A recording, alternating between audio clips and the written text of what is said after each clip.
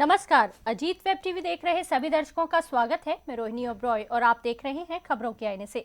इस वक्त स्टूडियो में हमारे साथ मौजूद हैं अजीत समाचार से न्यूज एडिटर विकास सचदेवा जी। विकास जी, मैं स्टूडियो में आपका बहुत बहुत धन्यवाद जी। तो आज के कार्यक्रम की शुरुआत हम अपने कुछ खास मुद्दों से करेंगे। विकास जी, सबसे पहले हम बात करेंगे, पूरे देश भर में आज राष्ट्रपति चुनाव हो रहे हैं जी, बिल्कुल। इसको लेकर हर जगह के लोग वोटिंग कर रहे हैं। जी जी जी। तो इसके बारे में आप बताइए कि इसका अगर बात करें तो हर किसी को इंतजार है कि राष्ट्रपति कौन बनेगा। जी बिल्कुल। इसको जो इसके परिणाम है वो भी 21 तारीख को आने वाले हैं। जी जी। तो आपके क्या विचार हैं इसको लेकर? राष्ट्रपति चुनाव बहुत ही अहमियत रखता है देश के लिए, क्योंकि जो राष्ट्रपति है वो देश का प्रथम नागरिक होता है। और प्रथम नागरिक का चुनाव जो है वो पूरी जनता द्वारा चुने गए सभी सांसद और सभी विधायक, पूरी देश के जितने भी राज्य हैं, सभी राज्यों की असेंबली के जितने भी मेंबर्स हैं, यानी एमएलएस और लोकसभा और राज्यसभा के जितने भी मेंबर हैं, वो सभी मिलकर उसका चुनाव करते हैं। बिल्कुल। इस बार चुनाव जो है वो सत्ता पक्ष की ओर से जो चुनाव में उम्मीदवार हैं वो हैं श्रीमती द्रौपदी मुर्मू जी। वो पहले राज्यपाल भी रह चुकी हैं। और उसके अलावा जो विपक्ष ने अपना उम्मीदवार खड़ा किया है उनका उम्मीदवार है श्री यशवंत सिन्हा जी। बिल्कुल। तो जो यशवंत सिन्हा है वो फाइनेंस मिनिस्टर भी रह चुके हैं। बिल्कुल। और केंद्रीय मंत्री के तौर पर काम कर चुके हैं। काफी अनुभव है। और जो द्रौपदी मुर्मू जी हैं उनको भी काफी अनुभव है। तो दोनों अनुभवी जो हैं उम्मीदवार इस वक्त मैदान में हैं, आमने सामने हैं। अब देखते हैं कि इसका क्या नतीजा आता है। नतीजा जो है वो 21 जुलाई को घोषित किया जाएगा। बिल्कुल। क्योंकि जो पिछले हमारे राष्ट्रपति हैं महामहिम रामनाथ कोविंद जी, उनका जो कार्यकाल है वो 24 जुलाई तक का है। 25 को नए राष्ट्रपति ने शपथ लेनी होती है। तो 25 जुलाई को नया राष्ट्रपति देश को मिल जाएगा। हालांकि 21 को ही पता चल जाएगा कि राष्ट्रपति के तौर पर कौन उम्मीदवार जीता है, सत्ता पक्ष का उम्मीदवार या विपक्ष का उम्मीदवार। बिल्कुल। लेकिन एक बात कहना चाहूंगा कि राष्ट्रपति का जो चुनाव है वो संवैधानिक चुनाव है। संविधान के कॉन्स्टिट्यूशनल इलेक्शन है। तो संवैधानिक चुनाव में अगर कोशिश सत्ता पक्ष और विपक्ष को ये करनी चाहिए कि एक ऐसा जो उम्मीदवार सामने लाया जाए या बनाया जाए, उसको उम्मीदवार बनाया जाए जिस पर सर्वसम्मति हो जाए।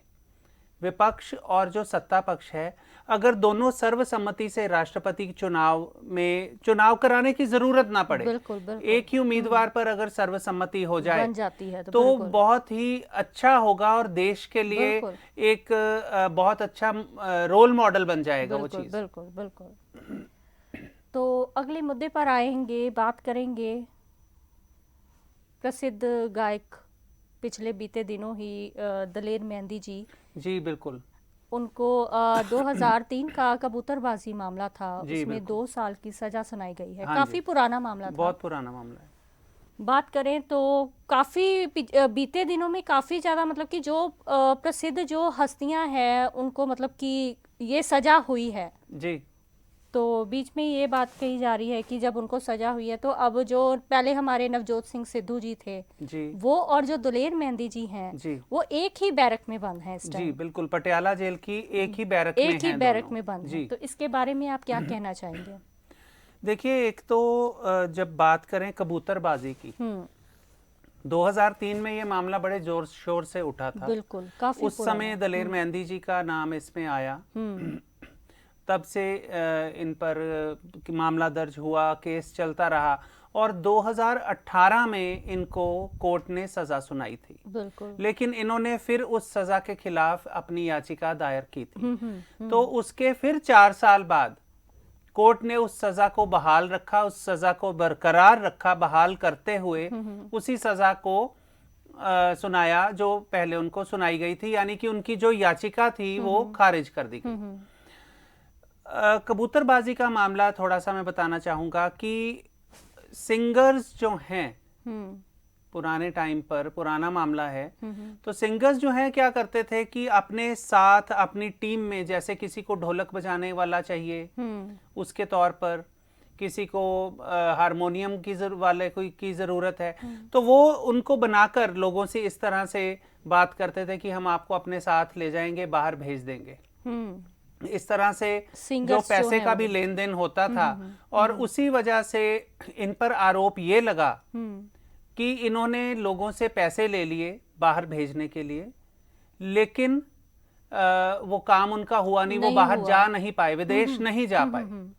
तो जो लोग विदेश जाने के लिए अपना पूरी जिंदगी की कमाई दे देते हैं सिर्फ इस लालच में, एजेंट ले सकते हैं, जैसे कि एजेंट आजकल की कर रहे हैं। लेकिन उस टाइम पे ये था कि उनको ये रास्ता आसान लग रहा था कि हम एक ग्रुप के थ्रू बाहर चले जाएंगे, और जाना माना चेहरा भी, और वहीं पे विदेश में वहीं पे बस जाएंगे, वहीं पे कोई काम कर लेंगे, चलो ठीक है। वो तो जो सिस्टम अलग, हर देश का अलग सिस्टम है, अलग वहाँ का कानून है।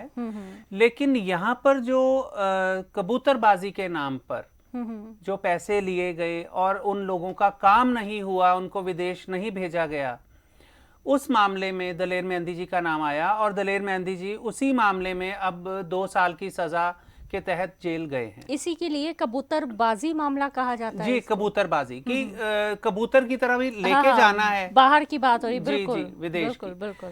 तो दूसरी बात जो आपने कही कि बहुत से सेलिब्रिटीज इन दिनों में काफी ज्यादा, हाँ, पहले अकाली दल के विक्रम सिंह मजीठिया हैं, वो एक केस है, वो भी पटियाला जेल में है, बैरक में है दोनों। जी, पहले वो उनको जेल हुई, फिर उसके बाद जो पंजाब से रिलेटेड बात कर रहा हूँ, तो कांग्रेस के लीडर हैं नवजोत सिंह सिद्धू, उनको एक बहुत पुराने रोड रेज मामले में जेल जाना पड़ा, 1 साल की सजा हुई उनको।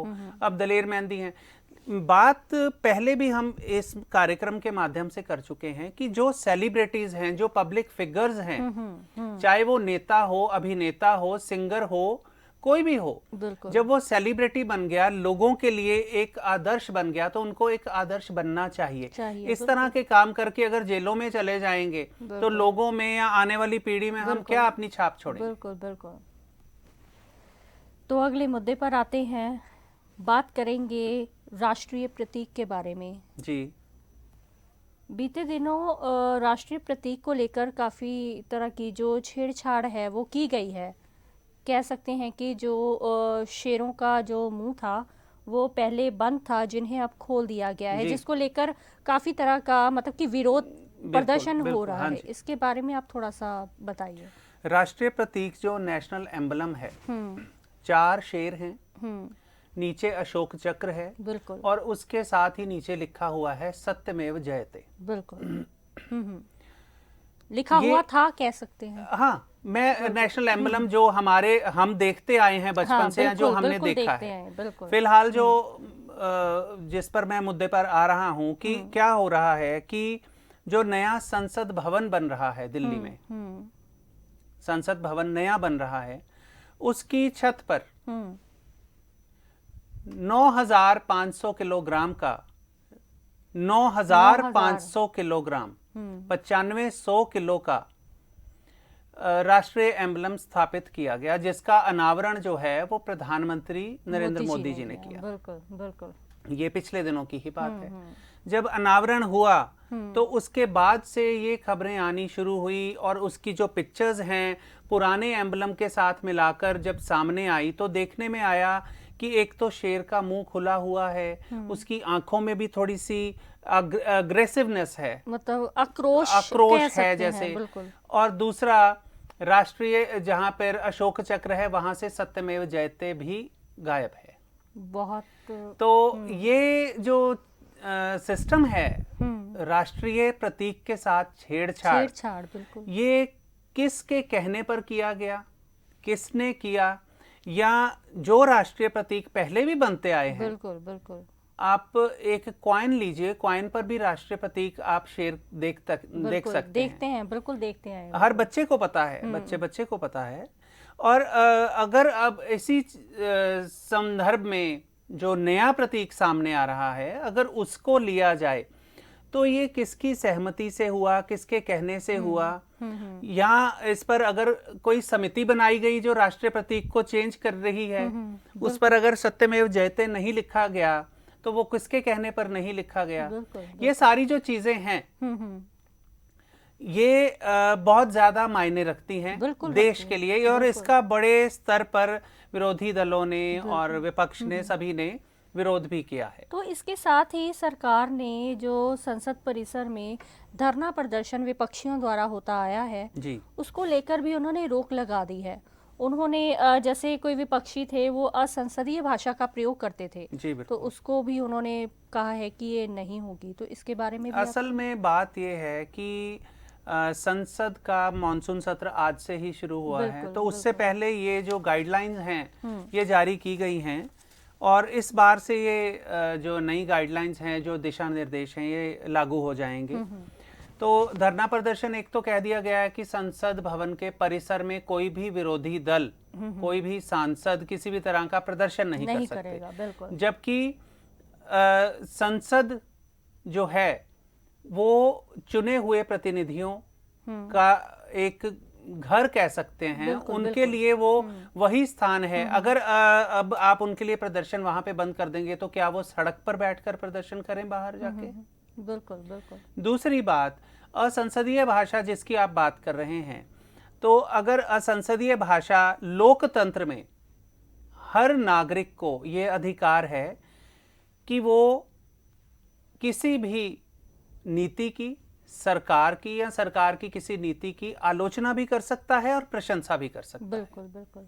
अगर प्रशंसा करनी है वो हम सुन सकते हैं, तो हम उसकी आलोचना क्यों नहीं सुन सकते? बिल्कुल सही बात। अगर सरकार के बारे में सदन में कोई कुछ कहेगा तो उस पर रोक लगा दी गई है।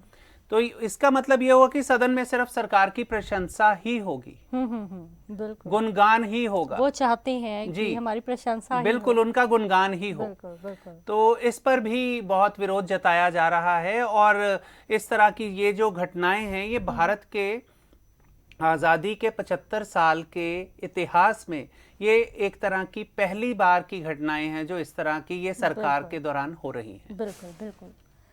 तो हर बार की तरह इस बार भी हम अपने कार्यक्रम का समापन अपने आज के विचार से करेंगे। पंडित जवाहरलाल नेहरू जी ने कहा है, प्रभावशाली कदम निश्चित रूप से ही परिणामदायक होना चाहिए। जी विकास जी बिल्कुल, पंडित नेहरू ने कहा कि प्रभावशाली कदम, अगर हम कदम उठाते हैं किसी भी दिशा की ओर, सफलता की ओर, अपने लक्ष्य की ओर, तो वो परिणामदायक तभी होंगे जब हम उसको प्रभावशाली ढंग से कदम को रखेंगे। बिल्कुल। अगर उसका प्रभाव नहीं छोड़ेंगे तो उसका परिणाम भी नहीं मिलेगा। बिल्कुल। तो आज हमने चर्चा की है पिछले सप्ताह के कुछ खास मुद्दों के बारे में। अगले सप्ताह हम फिर हाजिर होंगे देश विदेश के कुछ खास मुद्दे लेकर।